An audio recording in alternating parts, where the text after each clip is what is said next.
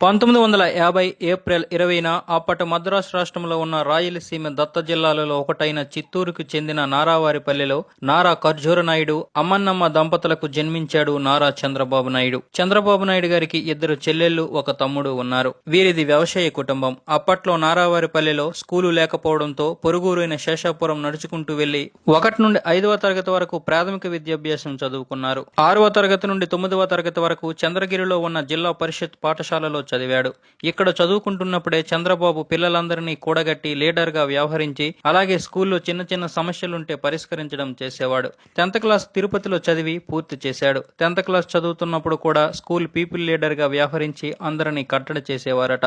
ఇంటర్లో పీఈసీ తీసి తిరుపతిలో చదువుకున్నారు. అయితే ఇంటర్ ఫస్ట్ ఇయర్ ఫెయిల్ అయ్యాడు. ఆ టైంలో తన మిత్రుడితో కలిసి 2-3 నెలలు బెల్లం వ్యాపారం కూడా చేశారు. ఆ తర్వాత సప్లిమెంటరీ రాసి ఇంటర్ ఫస్ట్ ఇయర్ పాస్ అయ్యాడు. అప్పటి నుంచి చదువుపై